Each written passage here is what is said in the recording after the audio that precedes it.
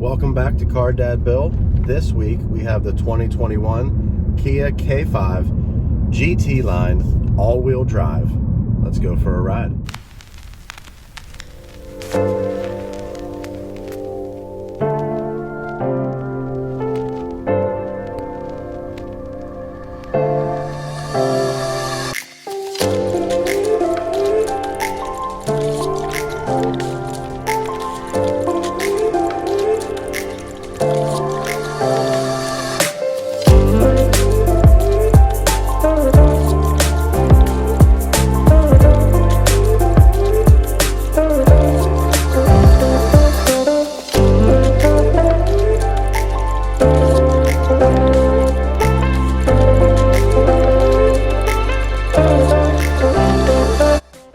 Take a walk around the outside and take a look. Starting up front with those LED lights again. And you know I always talk about them. The turn signals are all LED and they have that unique shape to them. The LED headlights are projector bulbs, so they have a really bright focused light beam in there, as well as the fog lights. And again, here we are with that pushed in grille, very aggressive, but it really gives it a nice look. Super sleek.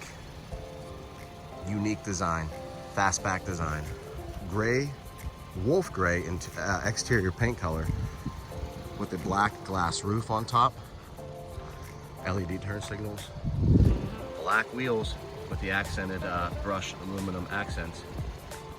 If you follow that chrome line, it goes right down the roof line, swoops around the back, has a really nice hatchback look to it with LED taillights.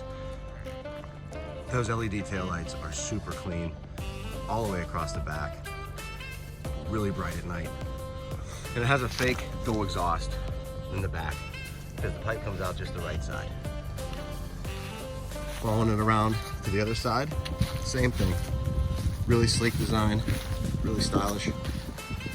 I'm a big fan. Now we're on the interior. Take you a quick walk through the interior on this thing. It's pretty streamlined, pretty driver focused, like most of these cars are. It has the same sort of instrument cluster as the Sorento we had last week with the digital display in the middle. Flat bottom steering wheel for more of an aggressive, sporty look.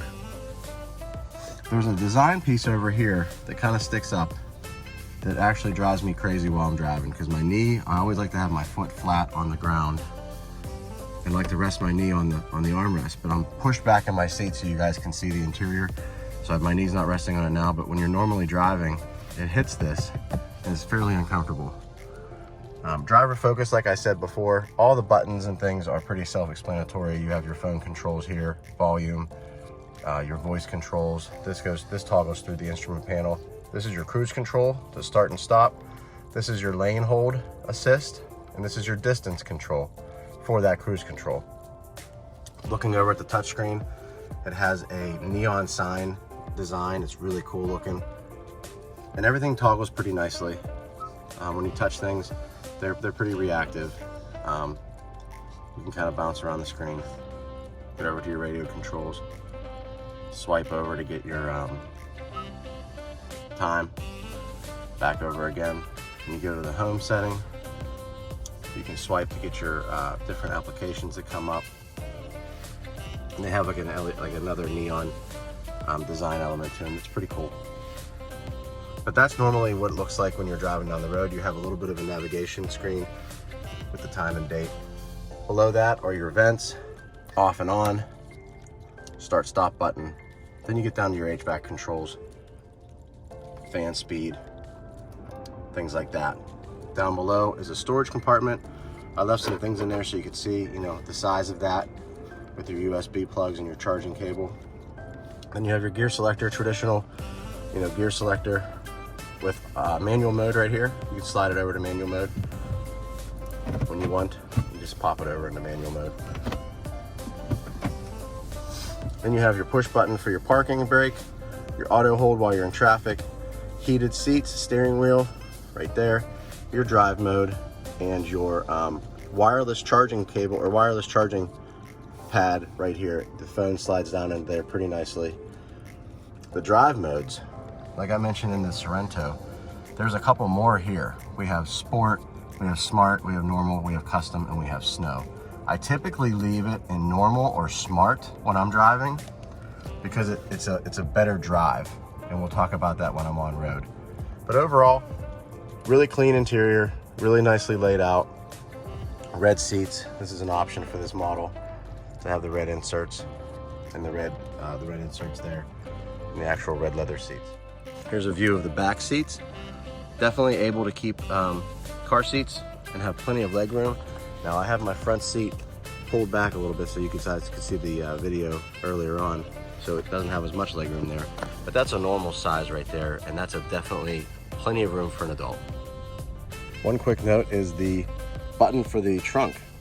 It's actually next to the camera. So when the trunk's closed, reach up there, hit the button. It's kind of stealth. But there's the trunk. Good size.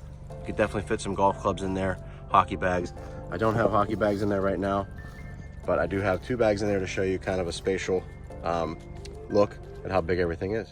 For a quick loop, and I'll talk about some of the things that I like and don't like about the driving characteristics of the K5. There's not a whole lot wrong with this car.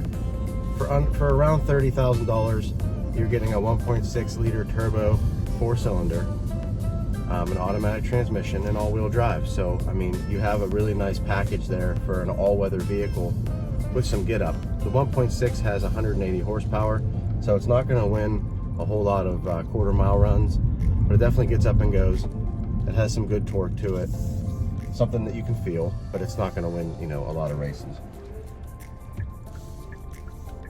As we pull out onto the road here, a couple of things I want to go over are the transmission shifting and the gear selection. It's definitely choppy under throttle. It doesn't know exactly what gear it wants to be in, and the farther, you know, it doesn't, you can kind of hear it winding out right now. I'm only in normal mode right now, so I'm not really in the sport mode, but it's not very refined. I wish it was a little bit smoother. When you flip it to sport mode, it's definitely more reactive, and it's definitely quicker on the throttle, you know, when you need the power. But it definitely gets choppy here and there. I usually take these cars on steep hills, and I try to slow down and let the car downshift all the way to first gear or second gear, just to see how that car reacts on that steep incline, and being able to hold the torque and being able to hold the gear and get down smoothly. And this one definitely has a little bit more trouble than others to get down into that gear smoothly enough where it's not jerking you all around. As far as handling characteristics go though, this car is definitely flat. It's definitely smooth in the corners. If you take the right line, you can definitely push it pretty hard. Didn't hear a lot of wheel squeals whenever I was taking it around some bends on some back roads the other day, and I was kind of pushing it to its limit to see what it would do. And if you take the correct line, like I said, and you get that car to bend into the corner and kind of lean a little bit, it definitely holds it, and you can throttle out of that corner pretty nicely. And I'm actually surprised that this car doesn't have paddle shifters, because most of these cars with turbos and with the manual option at the bottom here, you're able to paddle shift, and this one doesn't have that option, so I found that kind of odd. Road noise is really not a factor. Just like most of these new cars, they're pretty quiet. You do feel some feedback in the steering wheel. That's the sportier side of this, the more aggressive side of this car. You want a little bit more feedback, I think, in a car like this. And you can see up above me is the glass panel roof that goes all the way back. That sunroof actually slides all the way back as well to the pillar here. And it's really nice looking on the outside. It has like a nice spoiler look on the outside. I think my favorite features of the interior of this car are the seats. Super supportive, but definitely soft. They're not hard by any means. Your driving position's in a really good spot. You can see everything really well. You can see out all the windows. Even the back window at that slope, you can definitely see out it pretty well. And I love all of the black shiny finishes on the inside. Definitely sporty, pretty nice. The cons on this vehicle come down to the drive mode selections. You definitely need to be in the right drive mode to not have a choppy reaction from the car.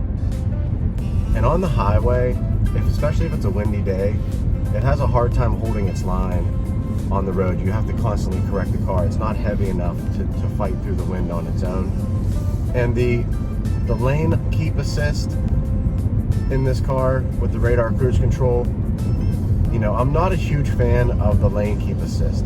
I'm not sure why people need help keeping the car in between the lines while they're on the highway. And I know maybe driver fatigue might play into that sometimes. You get a little bit tired when you're driving, and it kind of assists you keep the car in the middle. The radar cruise control, though, is definitely functional, and it's definitely something you need to get used to. But once you do, especially on long hauls, that's a great tool. You don't have to manipulate the pedal, you know, as you're approaching the vehicle in front of you. It keeps that distance that you wanted, so you can just focus on steering, keeping your eyes on the road, seeing where other cars are, and making lane changes, not having to touch the throttle or disengage the cruise control at all. That's actually a really nice feature. So my final thoughts on this, it's a great entry-level sedan. Like I said, it's around $30,000, and for all-wheel drive, turbocharged, 4-seater, well, 5-seater, 4-door, the styling, the lighting, the options that come with the car, the seats, all this stuff kind of adds up to a pretty nice entry-level sedan for somebody that wants to get some good mileage around town, have a little bit of speed, lots of comfort, some style. Definitely in this color, I think it's a good option. A minute, pull off the road, go over the manufacturer's Monroney on this one, and just talk about some of the options and the price and the miles per gallon that I was getting in this. And I got to toggle through here to find the actual miles per gallon that I was getting average. So this is the 21K5 GT line all-wheel drive, wolf gray with the red updated interior, the GT red line interior, 1.6 liter turbo, 4-cylinder engine, 180 horsepower, 8-speed automatic transmission, electronic parking brake with auto hold. That's what I was telling you about earlier, to keep you in traffic so you don't have to hold the brake pedal the whole time.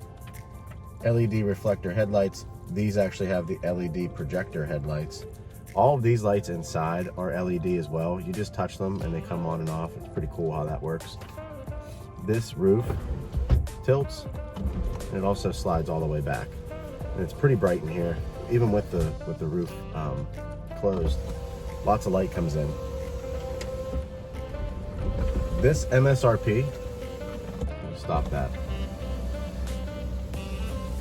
So when you close the roof, the actual shade comes all the way down too.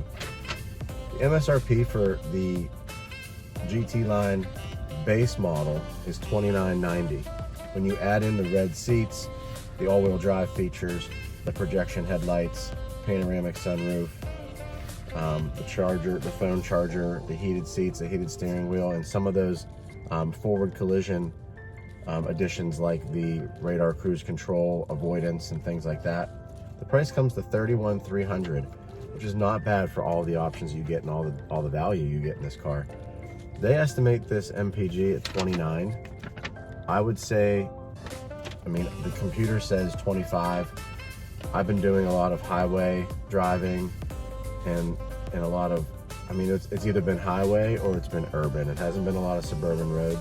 So a 25 mile per gallon average is not terrible. It definitely does have a smaller gas tank. I think it's around 10 gallons. So $31,000 for the Kia. Just want to say thank you again for watching the video. If you can like and subscribe to the channel, tell your friends on Facebook, share it on Facebook, wherever you see it. That would be much appreciated. I love doing these videos, love doing these car reviews. We will have another car review for you next week. I believe it's the Ford F-150 Super Crew, if I'm not mistaken. So that should be a fun one to review. Again, thanks a lot. Car Dev Bill signing off.